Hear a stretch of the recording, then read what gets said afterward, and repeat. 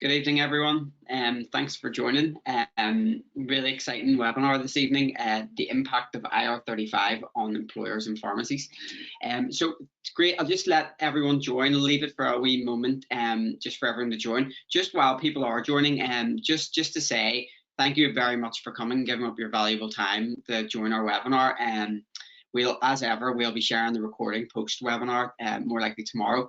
And we would encourage people to be as interactive as possible on the webinar.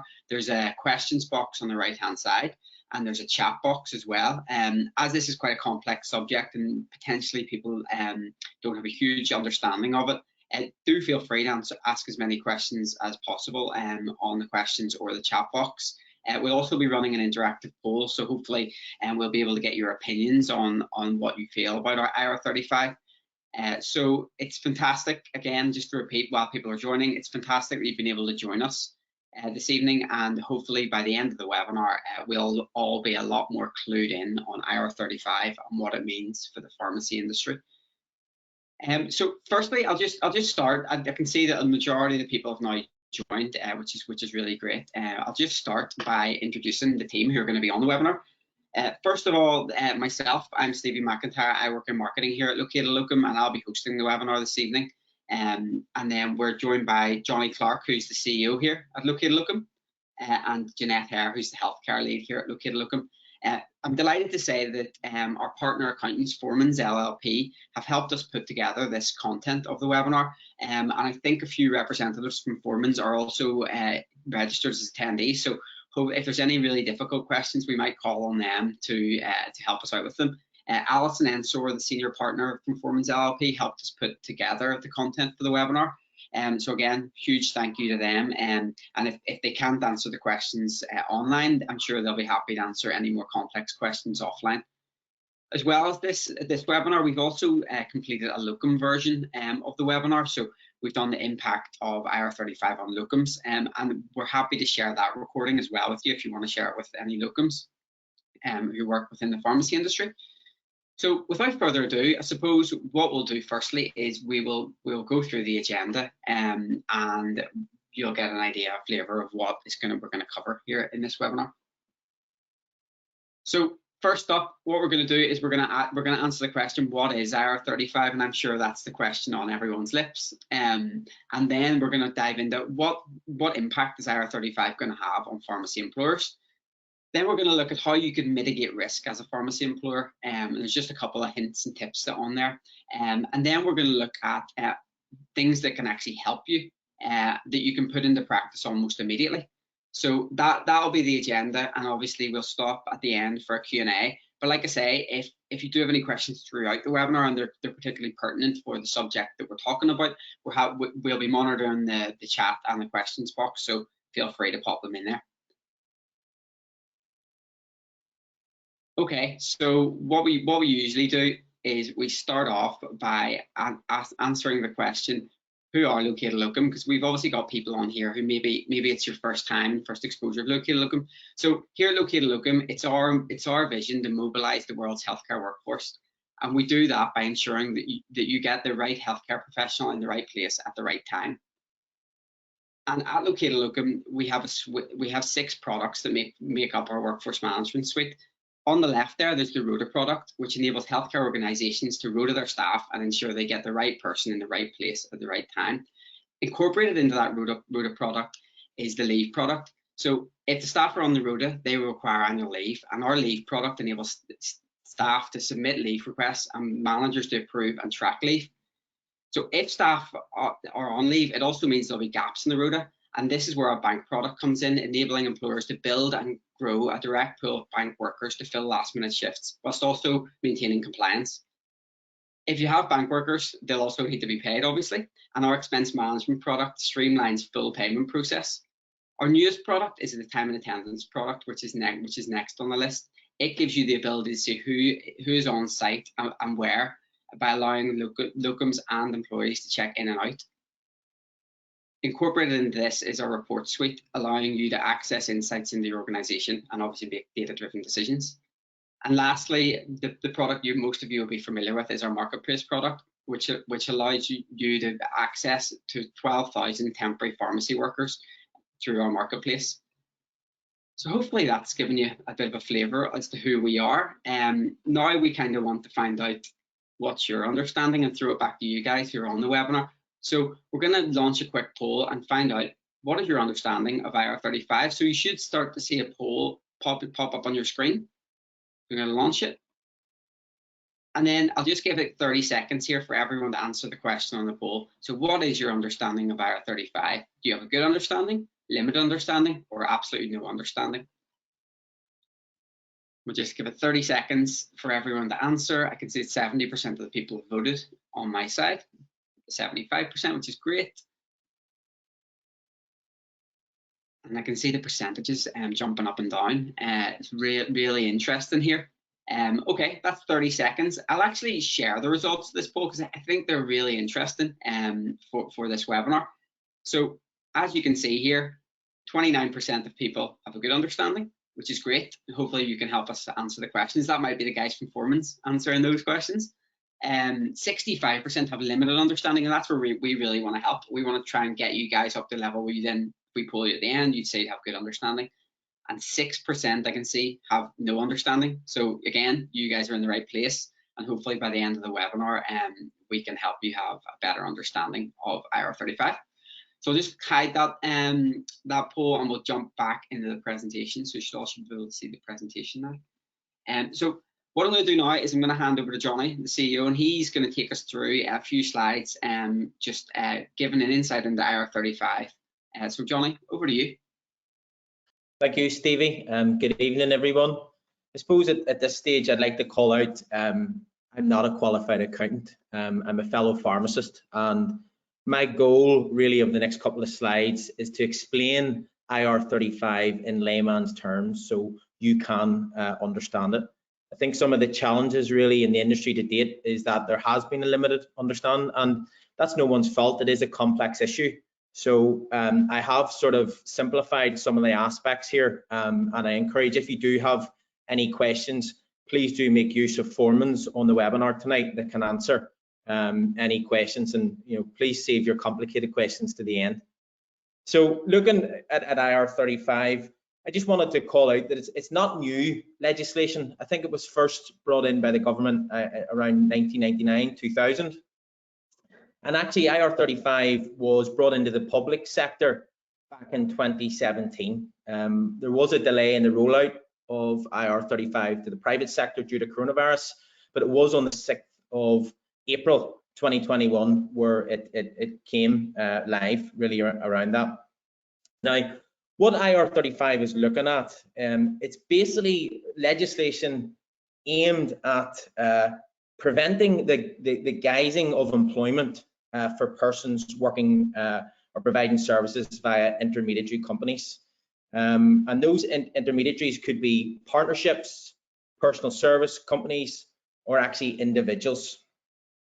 And really up until this point, the decision around tax status of a worker actually lied with the worker themselves. And the big change that happened on the 6th of April is that responsibility for certain sizes of companies moved to the client, which obviously had a compounding factor, as there's financial implications here if you can get it wrong. And the whole outcome really of IR35 is to ensure that individuals working via intermediary companies and working under terms and conditions that indicate employment, they should pay the same income tax and national insurance as really employees do. So moving on to the next slide, please, Stevie. This is just detailing who the rules actually apply to. And the big factor here is the private sector rules apply to what's called medium and large private sector business. So to be determined as a medium and large private sector business, you have to meet the following criteria. So that means actually you have to have a turnover of over 10.2 million. You have to have a balance sheet of over 5.1 million. And you have to have more than 50 employees. So I note on tonight's call, we're joined by a number of the multiple pharmacy organizations and also a number of independent pharmacy owners, and really speaking to if you are an independent pharmacy owner and you don't meet any of those criteria. What this really means in terms of the IR35 rules is that the decision around tax status still actually applies to the worker. So there's no change on that basis. But if you are a medium and large private sector business designated by these criteria, the new rules do apply to you. And I'm sure actually it's not new news, IR35. A lot of the companies that we've been working closely with have been working on IR35 for the last 9 to 12 months. Just moving on, please, Stevie. So this is where it's probably the most complicated aspect. And this is how are decisions made around if an assignment such as a locum contract fits within IR35 or sits outside IR35. One of the first things I would point people to here is actually to use the government's online CES tool, which we've provided a link for in the resources section tonight. And that CES tool, CES actually stands for to check your employment status for tax. And it's basically a guided questionnaire that you can answer and will have a determination outcome really at the end of it. Just to give an example of some of the criteria again, which must be met for an assignment to be inside IR35. That first one there, looking at control, that is, what level of control does the organization have over how or what the individual completes the work? So, for example, and looking in terms of a locum, is a pharmacy organization dictating how the pharmacy services are actually applied, or how that locum maybe performs a check-in procedure? The second aspect there would be on substitution. So if I am a locum and I unfortunately can't attend an assignment, am I or can I send a suitably qualified substitute in my place? If I can't, it'd be more indicative of an assignment being inside IR35. And also then what we call mutuality of obligation, which basically means if the client is the client obliged to offer me more work when an assignment ends, and also as a worker, am I obliged to accept the work? Basically, the more obligation there is to either offer or accept, the more likely that that assignment overall will fall inside IR35. There is another two aspects here around IR35 just to call out. The first one would be around non-exclusivity.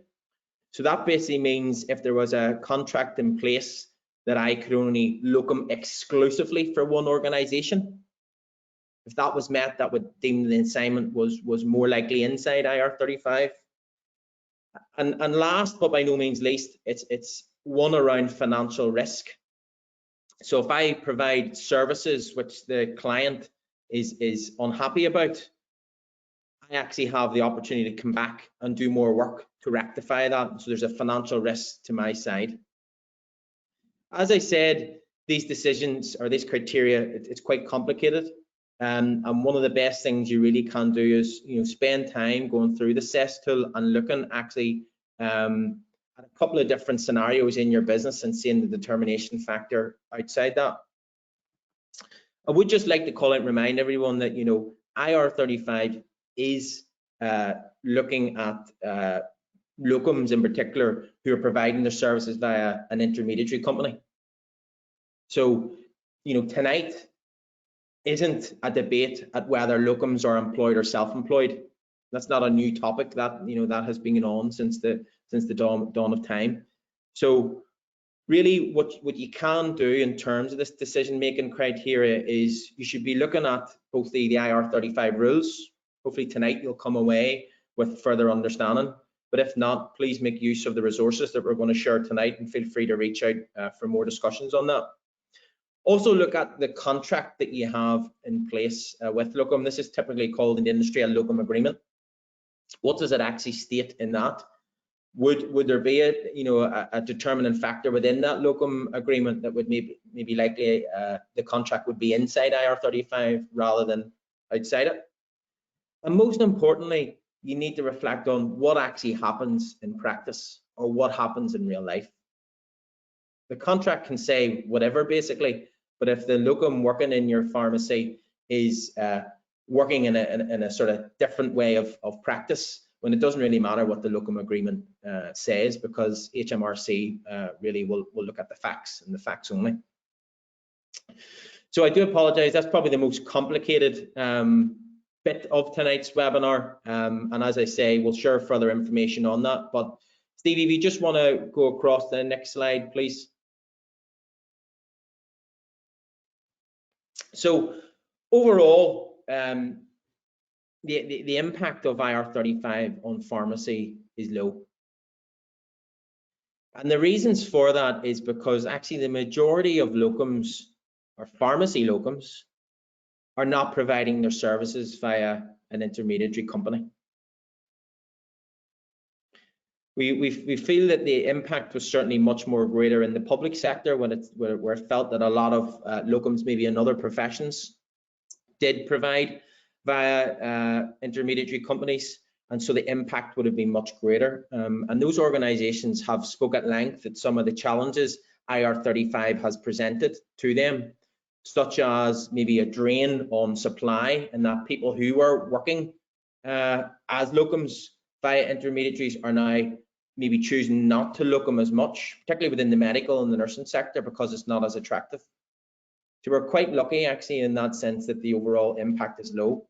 That doesn't mean that you shouldn't do anything about it. And tonight, there's a couple of steps that we're going to be sharing on how you can really reduce your risk to your organisation and not get caught out, as they say, by not following the rules.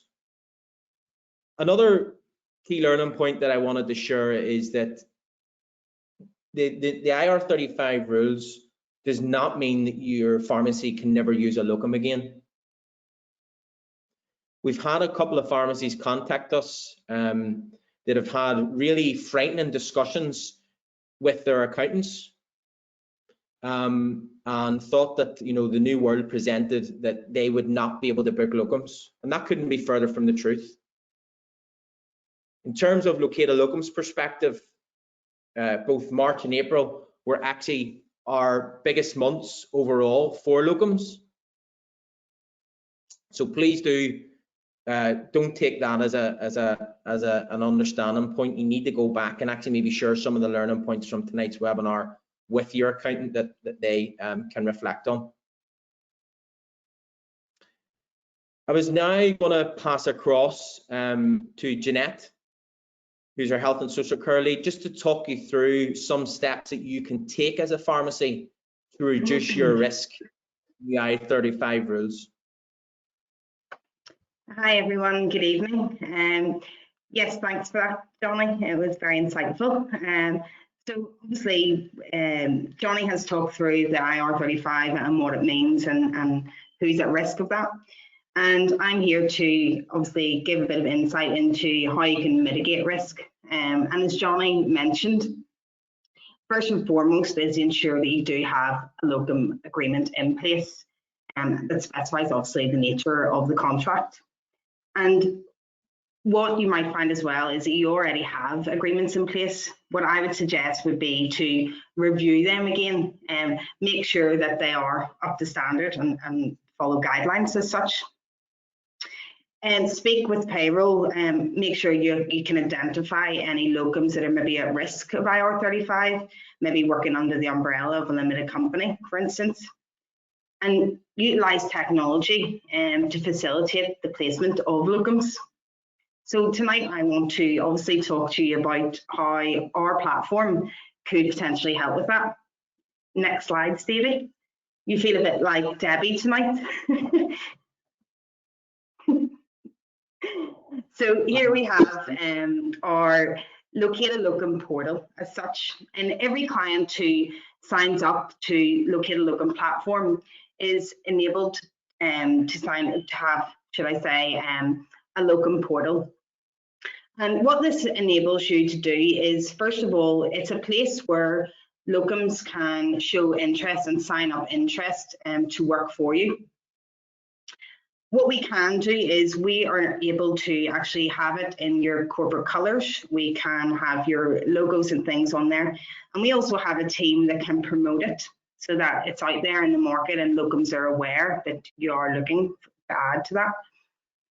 The benefit of having this with IR35 in thoughts, should I say, is that what you're able to do is you can actually have your locum obviously sign up. They can also download the agreement and sign it. And that can then be uploaded to the locum profile. Next slide, Stevie, please. So here we have Johnny, our locum for this evening. As you can see here, this is a locum profile. It will store all the information that is needed in one place, obviously with the locum, and that will include things like insurances, to ensure obviously that you stay 100% compliant. But also in here you can store your agreement that you have got the locum to sign. And what that means is it's easily accessible. If someone comes in and wants to see it, for instance, you have it there and it's stored, so it's kept in a safe place. It's not in a filing cabinet in some office that you have to then hunt for. It's there. And we obviously look after your backups and things too. So if anything was to ever go wrong, there's always a copy of that agreement.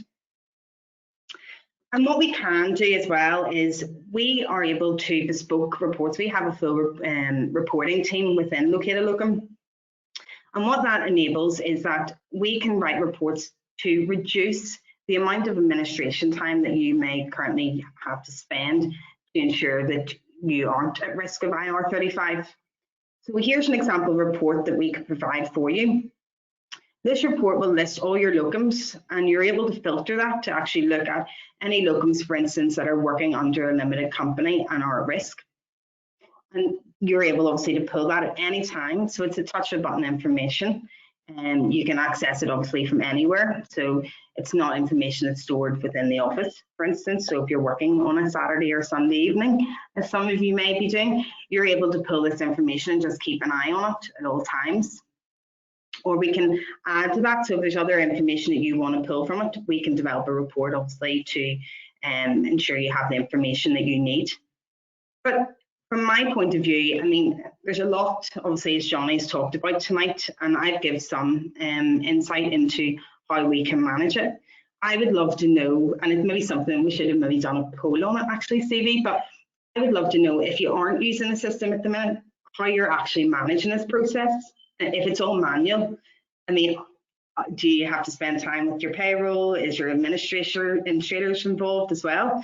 And this can all be there for you in one place and just reduce the time and the headache and potentially stress of thinking that you might be at risk.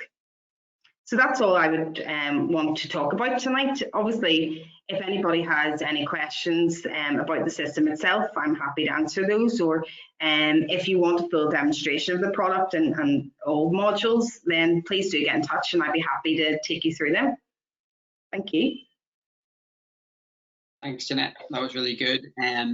Again, guys, I would just encourage you to put your questions in. We've got a couple that have come through already. Just pop them into the questions box and we'll get them in the Q&A section. Just Johnny mentioned a couple of resources that we're going to share. The first one is an IR35 ebook, and that's created by us with the content of this webinar put into PDF format, so you can share it with anyone who works within your team and who you'd like to share it with. The second, there's a link there to the CES tool from HMRC, which we will share out.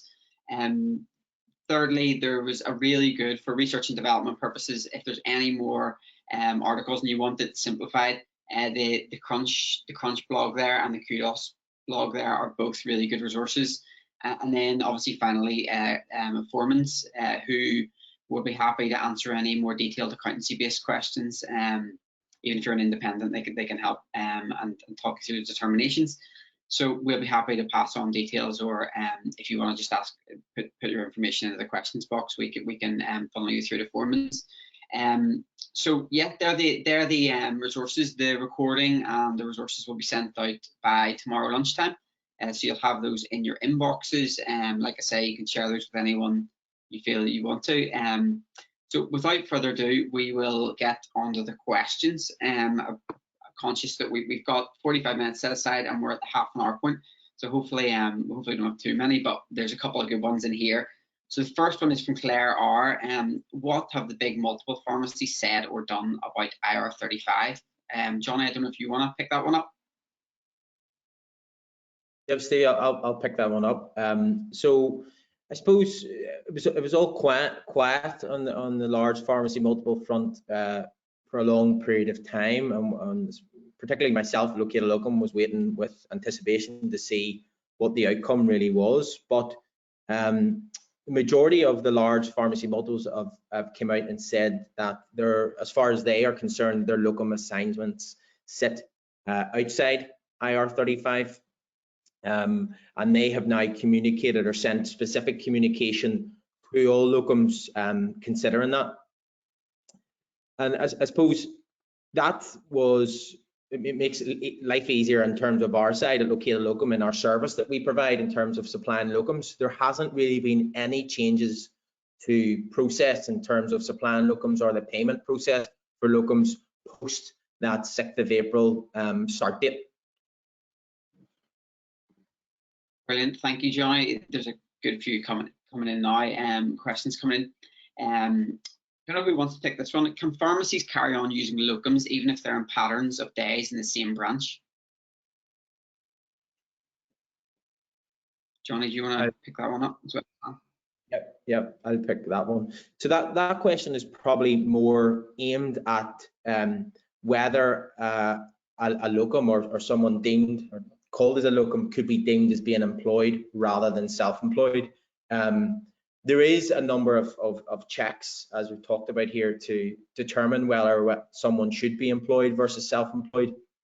You know, a locum working in the same store every single day for numerous months or years probably would be one factor that would weigh or guide towards employment rather than when self-employment. So actually, when IR35 the agreed start date was introduced, I know a number of our close pharmacy customers looked at a number of their store managers who maybe were working in a single branch and actually had moved them across to PAYE.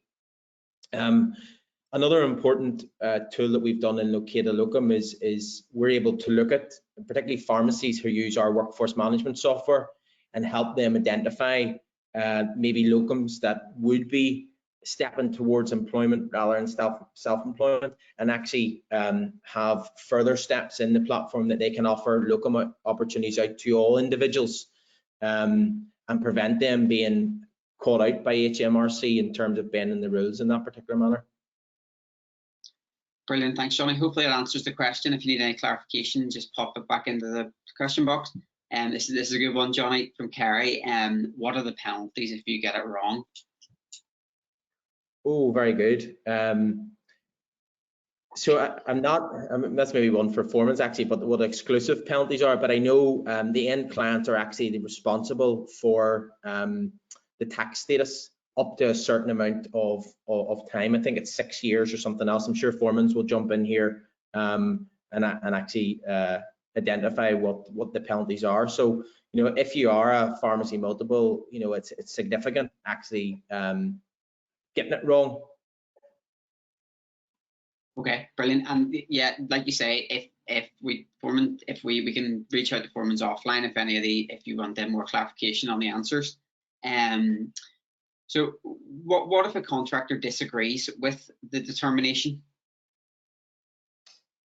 Yes, so I'm not sure. I'd maybe answer that as well. Sorry, Jeanette. No, it's fine. I'm happy if you'd answer. You know, get Jeanette to answer some difficult questions, Stevie. So if a contractor is unhappy with the determination, they can actually appeal it, and that was something that I wasn't aware of. And then the standard times that you have to, you know, liaise with that contractor and present your case, and actually then come to a determination. Well, another sort of learning point for me I'd like to call out is, these new IR35 rules doesn't actually prevent someone working via an intermediary company by providing services to the likes of a pharmacy. It just means that they're taxed differently. Okay, so if I was Johnny Locum and I was avid that I only want to provide my services via an intermediary company, and the end client being a medium and large organization, they're responsible for the tax status, and they've said that the locum assignment is inside IR35.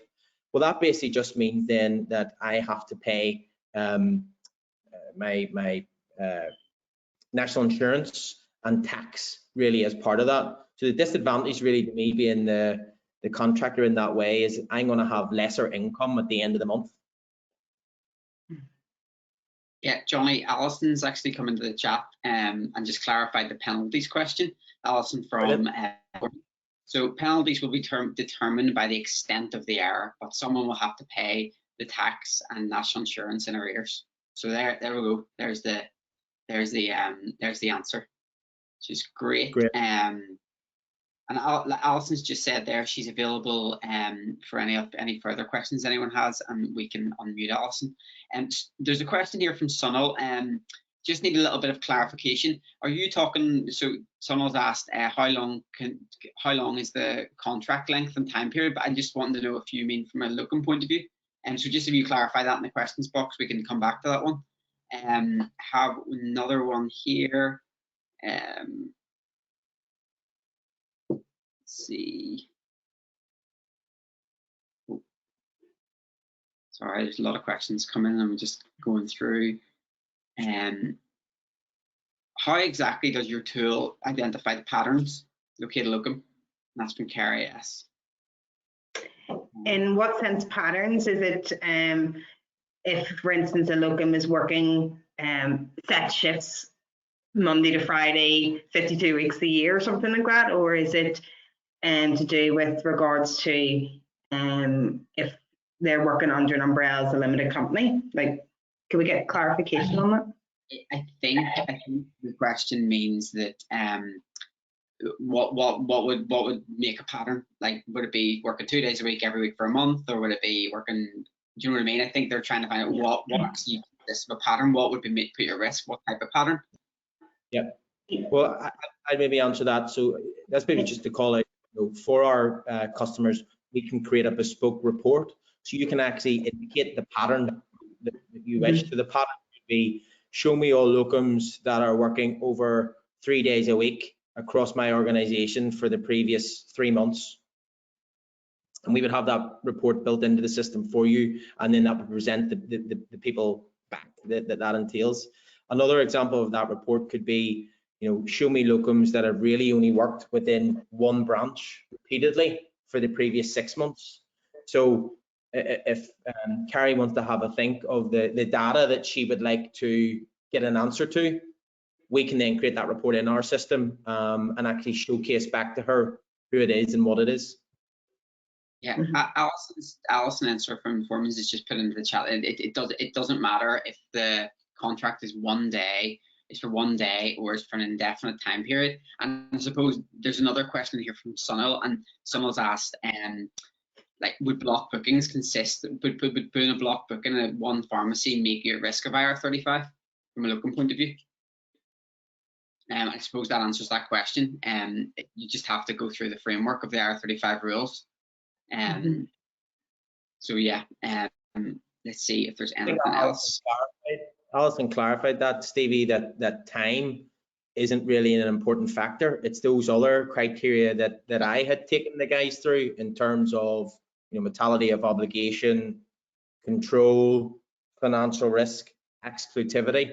So that is more actually what it's about. And actually, I would encourage really everyone to go on to the likes of that CES tool and use it and answer it as you would, maybe from the pharmacy owner standpoint, or secondly from the local's perspective, and see what pops out. Okay, brilliant. Yeah, Alison's just clarified that. Yeah, that's exactly right, Johnny. You just have to apply the rules to the contract, so time isn't as relevant there. Okay, I think we've got through the majority of them, the majority of the questions. If there's anything else, feel free. We'll just, while I'm doing the rounds up here, fire anything in there to the questions box, and we can get to it. And if you've got anything else after the webinar, the email will be going out tomorrow, and you just reply to the email, and we'll filter that through to Foremans, or if there's something we can pick up on the Located Locum side, we will. So yeah, I don't think there's anything else coming through. We're just 10 minutes short of time, which is great. Obviously as well, we do on demand, or we do demonstrations of the Located Locum platform, and Jeanette and the team are happy to take you through demonstrations of the platform and how it can help with IR35 specifically, if that's what you want to do. We can also take you through our whole other suite of products and show you those in more detail as well. And yeah, like I say, if you want to take advantage of that, reply to the email, post-webinar email, or just email info@locatedlocum.com, and one of the team will be straight back in contact. But I'll just reinforce how thankful we are that you've all come on this webinar. We've actually maintained really good numbers throughout the webinar, which is great, which shows that we've kept your attention, which is brilliant, and especially as it's a complex topic. And thank you very much to the guys from Foremans and Alison for jumping on the questions there to answer. Like I say, the recording will be on YouTube tomorrow, and it will be sent directly to your inbox. Like I say, feel free to share the recording with anyone you want. If you find it valuable, please let us know. If you have any feedback, let us know as well about the webinars that we do. We have an upcoming webinar for pharmacies called How to Reduce Locum Costs. So broadly, we're going to look at market rate reports, and we're going to look at some of our data and how we can use our data to really get the sweet spot of locum rates for your pharmacy. So make sure you re-register for that. Again, the link for that registration is a shameless plug. The link will be on the email that goes out post-webinar. So yeah, just register there.